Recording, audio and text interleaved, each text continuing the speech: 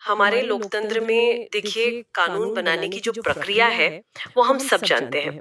एक मुद्दा उठता है, उस पर बहस होती है, जनता की राय ली जाती है, संसद में जोरदार चर्चा होती है और फिर एक कानून बन जाता है। लेकिन मेरा सवाल ये है कि एक बार कानून लागू हो जाए तो उसके बाद क्या होता है? क्या कहानी वहीं खत्म हो जाती है? आज की हमारी बातचीत इसी अधूरेपन पर है।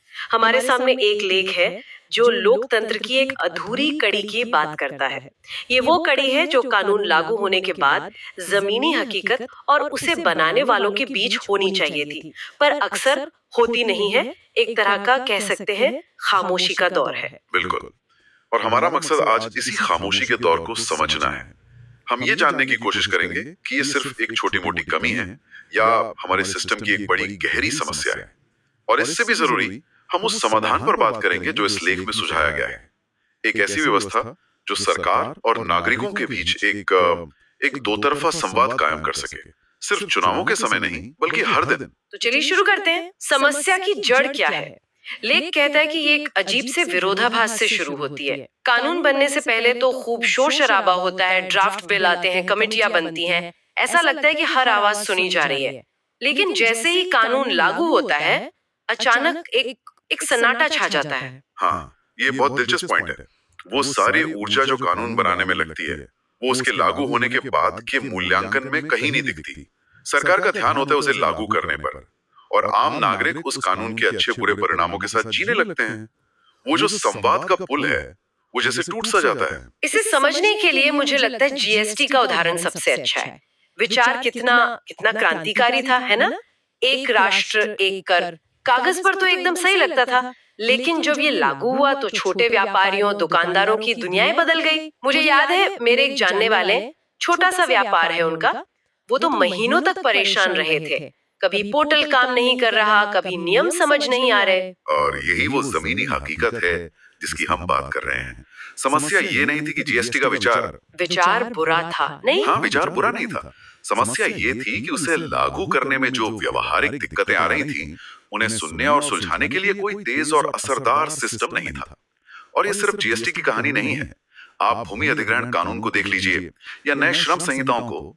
जब भी कोई बड़ा कानून जमीन पर उतरता है, ऐसी ही अप्रत्याशित चुनौतियां सामने आती हैं। और जब लोगों को लगता है कि उनकी बात नहीं सुनी जा रही, तो नतीजा क्या होता है? या तो विरोध प्रदर्शन या फिर सालों तक चलने वाले अदालती मामले।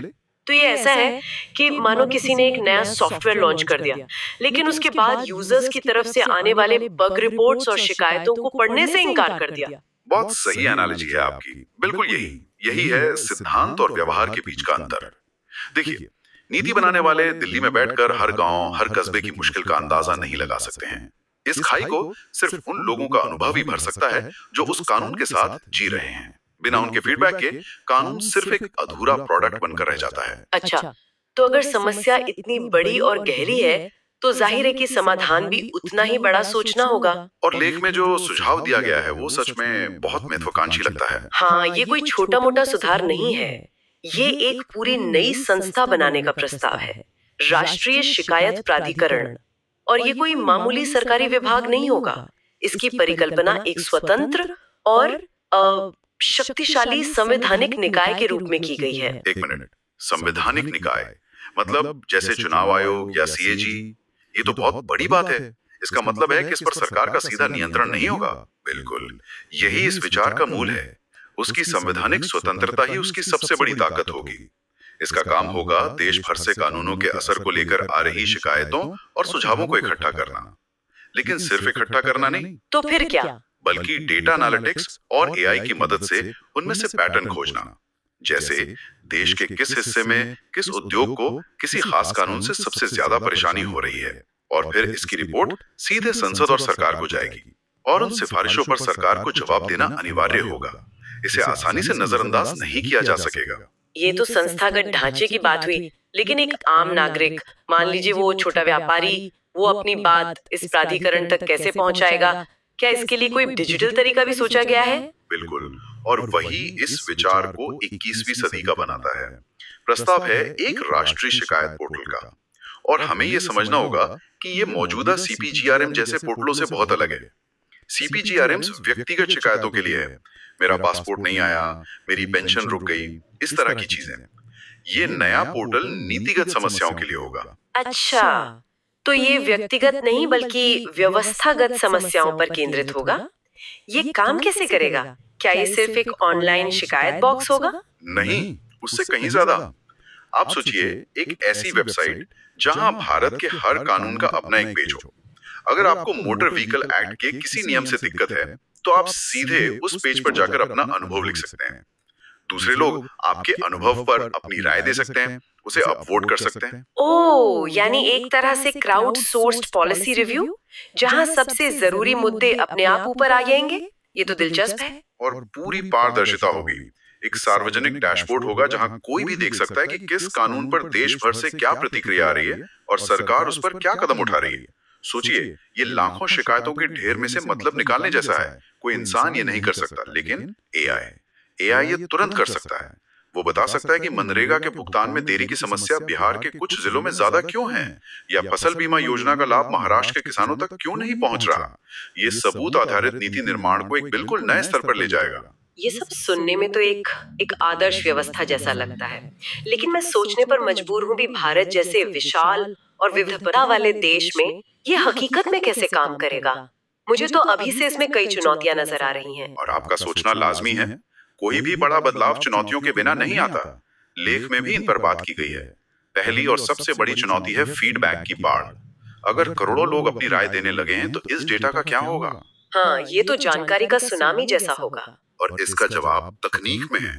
एआई और मशीन लर्निंग को इसी काम के लिए बनाया गया है। वो इस सुनामी में से मतलब कि मोती निकाल सकते हैं, पैटर्न पहचान सकते हैं और असल मुद्दों को सामने ला सकते हैं। ठीक है, मान लिया तकनीक ये संभाल लेगी, लेकिन राजनीतिक हस्तक्षेप का क्या? क्या कोई सरकार चाहेगी कि उसकी नीतियों की कमियां इतने पारदर्शी तरीके से सामने आए? वो इसे दबाने की कोशिश नहीं करेगी? ये एक बहुत बड़ा खतरा है, और इसका समाधान संस्था की बनावट में ही छिपा है। उसकी संवैधानिक स्वतंत्रता। जैसे सरकार चुनाव आयोग को ये नहीं बता सकती कि चुनाव कब और कैसे कराने हैं, वैसे ही वो इस प्राधिकरण को भी नियंत्रित नहीं कर पाएगी। और जब सारा डेटा सार्वजनिक डैशबोर्ड पर लाइव होगा, तो कुछ भी छिपाना लगभग नामुमकिन हो जाएगा। पारदर्शिता ही सबसे बड़ा बचाव है। एक और सवाल मेरे मन में आ रहा है, डिजिटल डिवाइड का। भारत की एक बड़ी आबादी आज भी इंटरनेट से दूर है। उनकी आवाज इस सिस्टम तक कैसे पहुंचेगी? कहीं ऐसा तो नहीं होगा कि ये सिर्फ शहरी और पढ़े लिखे लोगों का मंच बनकर रह जाए? ये एक बेहद जरूरी मुद्दा है, और इसके लिए एक मिले जुले यानी हाइब्रिड मॉडल का सुझाव है। ऑनलाइन पोर्टल के साथ साथ हर ग्राम पंचायत और ब्लॉक स्तर पर भौतिक केंद्र बनाए जा सकते हैं, जहां कोई भी नागरिक जाकर अपनी बात दर्ज करा सके। एक टोल फ्री हेल्पलाइन भी हो सकती है। लक्ष्य यह है कि तकनीक एक बाधा न बने, बल्कि एक सहायक बने। और आखिरी चीज, फर्जी फीडबैक। क्या ये मुमकिन नहीं कि कोई राजनीतिक दल या समूह हजारों फर्जी अकाउंट बनाकर किसी कानून के पक्ष या विपक्ष में एक झूठा माहौल बना दे? हाँ, इसकी आशंका हमेशा रहेगी। इसका समाधान एक मजबूत सत्यापन प्रणाली में है, जैसे आधार आधारित वेरिफिकेशन। इससे सुनिश्चित किया जा सकेगा कि हर फीडबैक एक वास्तविक नागरिक की ओर से आ रहा है। चुनौतियां बड़ी हैं, इसमें कोई शक नहीं, लेकिन उनमें से कोई भी ऐसी नहीं है जिसका समाधान सही डिजाइन और तकनीक से न निकाला जा सके। क्या दुनिया में कहीं और ऐसा कुछ करने की कोशिश हुई है, या ये विचार सिर्फ भारत के लिए है? ये बहुत अच्छा सवाल है। असल में दुनिया के कई लोकतंत्र इस दिशा में सोच रहे हैं। यूनाइटेड किंगडम में पोस्ट लेजिस्लेटिव स्क्रूटनी की एक व्यवस्था है, जहां संसद की समितियां कानून लागू होने के 3 से 5 साल बाद उसकी समीक्षा करती हैं कि वो अपने मकसद में कामयाब हुआ या नहीं। ऑस्ट्रेलिया में प्रोडक्टिविटी कमीशन नाम की एक स्वतंत्र संस्था है, जो सरकारी नीतियों और कानूनों के आर्थिक और सामाजिक प्रभावों का गहराई से विश्लेषण करती है। तो ये विचार बिल्कुल हवाई नहीं है। ये एक वैश्विक जरूरत है जिसे अलग अलग देश अपने तरीके से हल करने की कोशिश कर रहे हैं। चर्चा यहाँ तक तो कानूनों के बारे में थी, लेकिन लेख इस विचार को एक कदम और आगे ले जाता है। एक ऐसे क्षेत्र में जहां शायद ही कोई सुधार की बात करने की हिम्मत करता है, हमारी न्याय प्रणाली। हाँ, और ये इस लेख का सबसे साहसी हिस्सा हो सकता है। तर्क ये है कि अगर हम कार्यपालिका यानी सरकार के काम पर फीडबैक ले सकते हैं, तो न्यायपालिका के कामकाज पर क्यों नहीं? और साफ कर दूं, यहाँ जजों के फैसलों पर टिप्पणी की बात नहीं हो रही, बल्कि प्रक्रिया पर हो रही है। आप न्यायिक प्रदर्शन पोर्टल की बात कर रहे हैं। ये सुनने में ही क्रांतिकारी लगता है। इसका मतलब है कि लोग अदालती प्रक्रियाओं पर, केस में लगने वाली देरी पर या कोर्ट में मिलने वाली सुविधाओं पर अपना अनुभव साझा कर सकेंगे। बिल्कुल। सोचिए, अगर किसी को बार बार तारीख पर तारीख मिल रही है या कोई प्रक्रिया बहुत जटिल और महंगी है, तो वो अपना अनुभव इस पोर्टल पर दर्ज कर सकता है। जब एक ही अदालत से हजारों लोग एक जैसी समस्या की रिपोर्ट करेंगे, तो ये न्यायपालिका के लिए एक आईना बन जाएगा। ये डेटा उन्हें बताएगा कि सुधार की जरूरत कहाँ है। ये न्यायपालिका की जवाबदेही को जनता के प्रति बढ़ाने की दिशा में एक बहुत बड़ा और शायद जरूरी कदम हो सकता है। तो इस पूरी चर्चा का सार क्या है? अगर हम सब कुछ समेटें, तो हम उस सॉफ्टवेयर डेवलपर वाले उदाहरण पर वापस आते हैं। ऐसा लगता है कि सरकारें कानून को वर्जन 1.0 की तरह लॉन्च करती है और फिर भूल जाती हैं। सही पकड़ा। जबकि होना ये चाहिए कि कानून को एक जीवित दस्तावेज की तरह देखा जाए। वर्जन 1.0 तो बस शुरुआत है। असली काम तो जनता के अनुभव यानी यूजर फीडबैक के आधार पर लगातार उसके बग्स को ठीक करना, उसे अपडेट करना और बेहतर बनाना, ताकि वो वर्जन 2.0, 3.0 बन सके। ये व्यवस्था उसी निरंतर सुधार का एक जरिया है। ये लोकतंत्र को सिर्फ 5 साल में एक बार वोट देने की घटना से निकालकर सरकार और नागरिकों के बीच एक रोजमर्रा के संवाद में बदल सकता है। अंत में ये समझना जरूरी है कि ये सिर्फ एक प्रशासनिक या तकनीकी सुधार का प्रस्ताव नहीं है। ये लोकतंत्र को और गहरा और ज्यादा जीवंत बनाने का एक विचार है। ये सुनिश्चित करने का तरीका है कि हर नागरिक को लगे कि उसकी आवाज का महत्व है, सिर्फ चुनाव के दिन नहीं, बल्कि हर दिन। ये सरकार को हम और जनता को वो में बांटने की जगह दोनों को एक साझा मकसद के लिए एक साथ लाता है। और ये पूरी चर्चा एक महत्वपूर्ण सवाल पर आकर रुकती है, जो हमें सोचना चाहिए। इस तरह के बड़े बदलाव के लिए राजनीतिक इच्छा शक्ति और नागरिक समाज की सक्रिय भागीदारी दोनों जरूरी हैं।